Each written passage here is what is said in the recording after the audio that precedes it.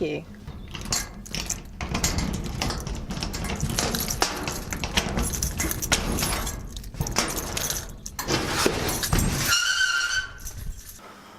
Good morning. So, as some of you already know, I have officially quit my job and I am now starting out again on my own to do the things that you guys love the most. I first announced it on Instagram. There's a crazy picture of me. And I've literally just been overwhelmed with the support. Just all you guys. Honestly, thank you so much. All of you. So I'm going to begin with saying thank you. Now, I thought it would be really interesting for everyone to see the progress, because right now I'm in a tiny shed and this is not ideal. In fact, it's a real pain. But hopefully I'll be able to look back on these vlogs, if you like, in years to come, and I'll go, look at this aircraft hangar that I am in, with hundreds of elite craftsmen all working merrily in it. Remember how we used to be in that tiny little shed? We're not there yet, mind you. We've got a lot of work to do. Well, I've got a lot of work to do. So I think it's worth bearing in mind, I'm not starting completely from scratch. Over the last 5 or 6 years, I've been preparing for this very day. And now that it's come, I still feel very underprepared. But I've been collecting pieces of equipment, chatting to people, doing lots of things on the side, and it's gotten to the point where the stuff that I've got going on the side seems to be more profitable and just a better way of life for me. Like you saw earlier, I want to spend more time with my family and kids, but I've still got to have the work ethic to make this sustainable. And I'm talking from experience as well, because I did run my own business for about 8 years and I let it flop. And if you want to know what I did before, I was an artist blacksmith, hence the name Designer Blacksmith. I actually started the YouTube channel just at the end of my business as a blacksmith. Here's a short clip of what I used to make.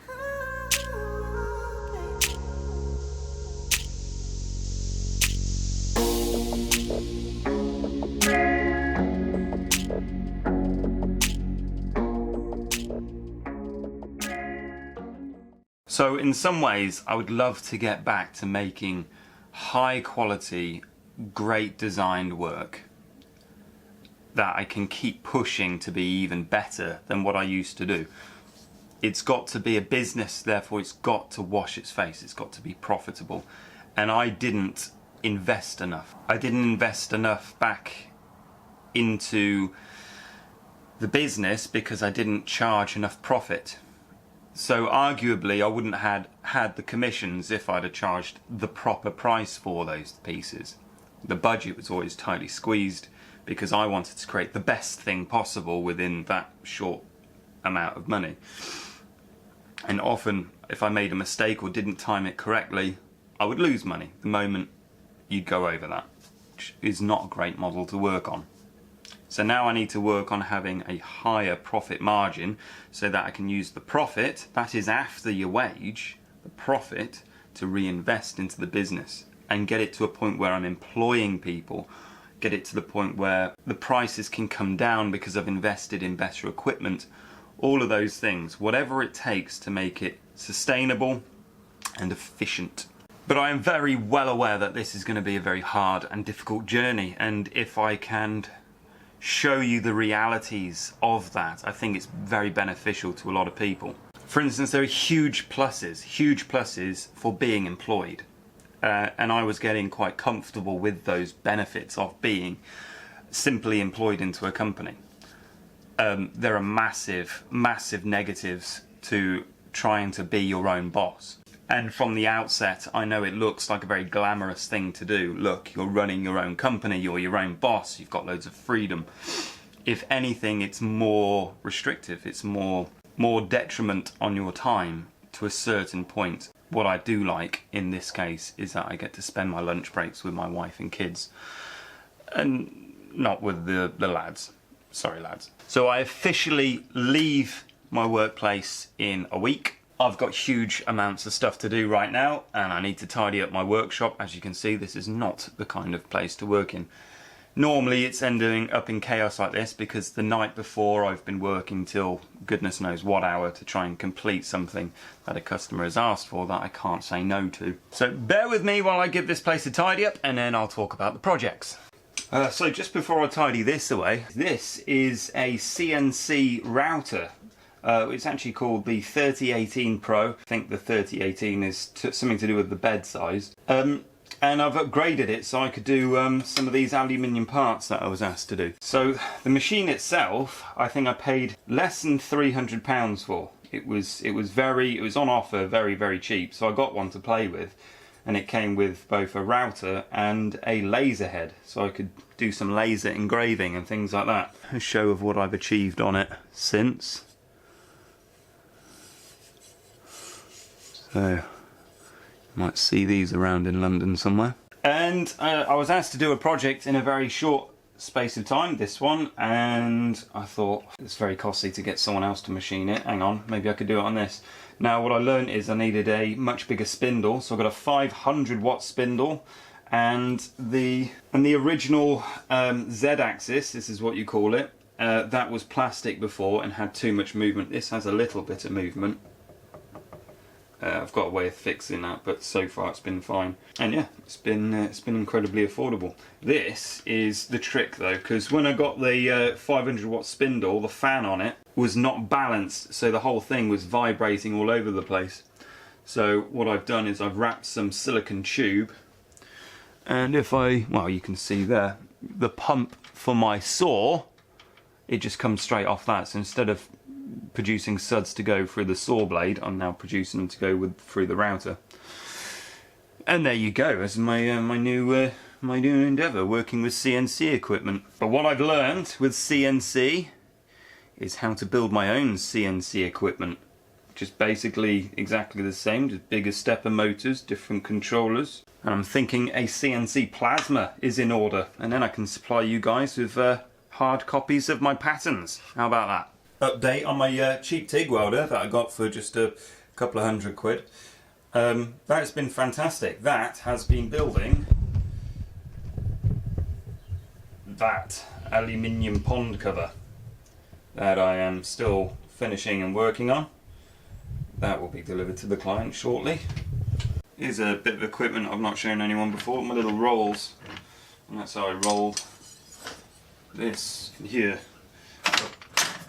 What I had to do is use a piece of steel to go around, because you've got the different heights of the letters. It was causing a problem, and because it's gnarled, it creates these little, see that rough texture there?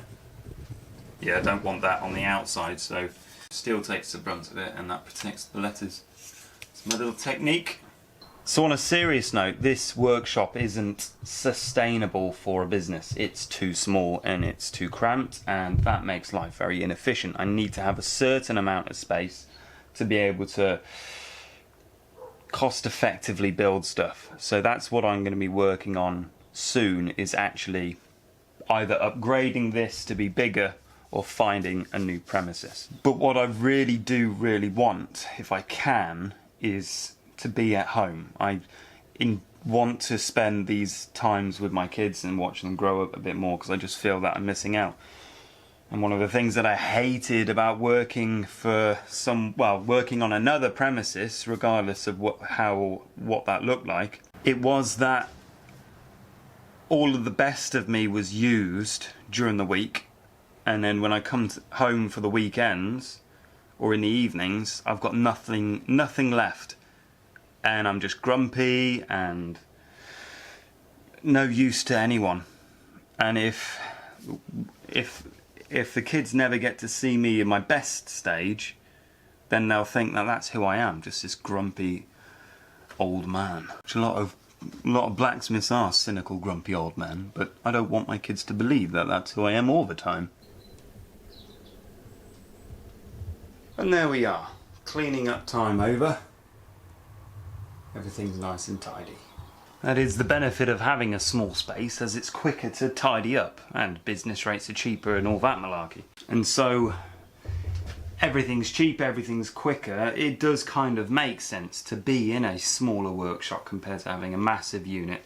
And in my experience, having big spaces, they just get filled up anyway. You just go, oh, I've got room for that, I can shove that in. Or someone goes, can you store this something somewhere?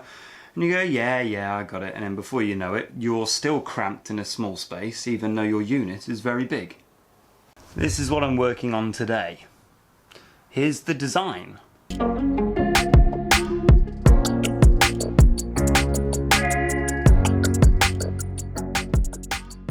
So these are going to an extremely fancy restaurant, and all is hush hush until the great reveal. But essentially what it does is it's got LED lights and a tray for dry ice. And the dry ice basically creates smoke within this lantern. It's obviously lit with the LEDs, but inside it, in amongst the smoke, is the cocktail. And when this lantern arrives on your platter, you would open the door, the smoke would billow out, revealing your tasty drink. So my client, we have been working together to create these nice designs to accompany their excellent food. One day I'll show you the restaurant, it's rather good. But because I can use CAD software, I'm able to design these parts, and then these simply get laser cut, and you can see how small and precise the detail is. Beautiful, isn't it? Right, so I'm going to run through just a little bit of B-roll. I'll just do little snippets of me filming this, what I'm doing today, and then we'll see what the rest of the week brings. See you in a minute.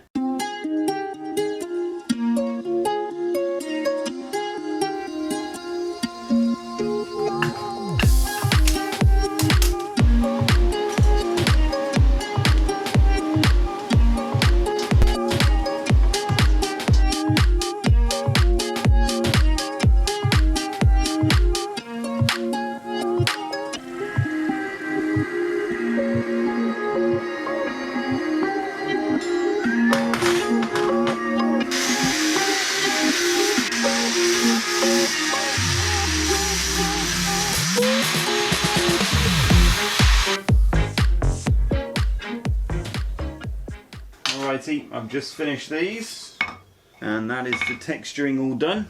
There you go. So these will now be blackened and they'll come up lovely, I think. But next I've got to make the bases and the hats and all the other little gubbins that go inside.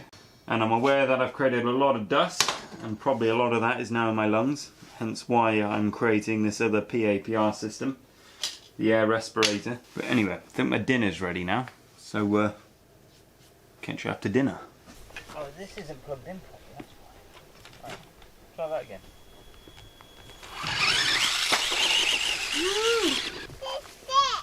Oh, don't prod me with this stick. Right, should Daddy do it, make it go over the jump?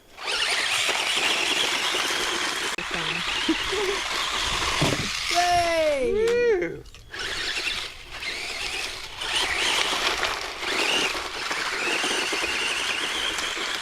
And we're back. So just to put everyone's mind at ease, I thought I would talk about the respirator a little bit more. This is the old one, and that has been doing fantastic, really good. The only problem I did have with it is that the diving mask obviously gets scratched up over time and needs to get replaced. So I've gone for a better mask, which I'll show you in that actual episode when I come to make this thing. And it's all designed to be a lot more comfortable, a lot more easy to use, but more cost effective, which is what we're looking at. Now there were some concerns with this one, and the concerns are that the heat sink element there and that little hole up here draws air in that is unfiltered. I don't think that's the case, but if you were really worried about it, you could very easily block those holes off. My understanding is the way that the blade is shaped, everything else is under positive pressure. So air is coming outwards this way, not going in. It's also coming out that way there. And the idea is that it's got these outlet holes in my understanding, when it comes up against resistance in the airbed or whatever you've got it properly plugged into, it's not overworking itself, it's got somewhere for excess pressure to come out of. However, to address those issues, we've got MK2. MK2 comes with a lovely back strap, so nothing on your hip anymore, a bit more comfortable. Decided to use a smaller filter. The filter's the same way, it's just they don't last quite as long. We've got the very convenient M12 batteries, which are a lot cheaper to get hold of and are pretty good. You do have to replace them more often because you haven't got as big as a battery, but it's lighter, that's the main thing. Full aluminium case, digital battery reading, and the on-off switch. That's on now. Can you hear it? I don't know if you remember how loud the other one is, but that's a lot quieter. There are some little things that I want to get right on it. Firstly, this little on-off switch here is just not man enough. I've had problems with it. But also the connection to the face visor that I'll be using, I want that part to be really easy to plug on, take off, use it with or without the respirator. Because I don't want to be wearing all of this stuff all the time. Sometimes I just want a flip hood for doing very quick things, but when I've got a lot of welding to do, I want to put the respirator on. So I did have the mask as well integrated to the visor, so it was one piece. And I've also had it separate, and I think I want the separate part to be done, but make it really comfortable, so I can wear the face visor or the welding mask, filtered air blowing to either or. So I've yet to figure all of that out properly, but that's coming soon. Right, so I'm going to continue with the lanterns now, and I'll film the whole process so you've got something to watch in the next episode. But what I'd like to do is pose just a few questions to you guys on what you'd like to see in the future episodes. We've obviously got things like this journey of starting a business. There's a lot of things that I haven't done yet, including website building, my logo, advertisement, structuring it, spreadsheets, scheduling. All of that might be of some interest to some of you, I don't know. Other than that, we've got awesome stuff that we're going to make. We've got tons and tons of patterns. So I've nearly finished the stag's head sculpture. I've got a longhorn steer to do. There's a shark that I really want to do. It's a wall light. I think that'd be awesome. We've got hawks. We've got tons of other stuff. So do check out those in the description below. So on top of that, we've got great pieces of the machinery that I've yet to build. We've got the hydraulic press, we've got a CNC plasma table coming, and I really want to build the steam powered generator. Which sounds incredibly dangerous. It is. I might not share plans on that, but I will show you how mine's going to function. But what I'm wanting to say is, do you want more of me talking? Because a lot of people find that boring and just switch off and just want the high pace making videos, whilst I do feel there's quite a bit to share in that respect. For instance, things like my own struggle with dyslexia and ADHD and how kids are affected in the school system, I think is a great thing to talk about. That was me. I failed school, and my journey to try and get success in learning a valued skill is something that I wouldn't mind sharing if there is someone out there to listen. And eventually I'd like to set up a metalworking club for kids who are failing at school, or should I say that the school is failing, in order that they have a chance of feeling valued and can pursue something that they can find their own way in life, rather than being dictated to what the system wants them to be. You see what I mean? But anyway, let me know if you like the vlog type of episode, and if you do and you give that a like and a subscribe and all of that, I will do more. Otherwise I'll leave episodes a bit longer and just wait until I've got a complete project done, and then I'll compile that into a video, but they might take a little bit longer in that respect. I probably will separate some things, but lots of little projects I'll run through the vlog instead. And so please leave your questions in the comment section, because then I'll do a Q&A if that's helpful to anyone. Other than that, I super appreciate your support. So things like leaving a like and subscribe, it goes further than you think as far as my videos reach. The more videos, the more people I reach, the more opportunity I have to create better content.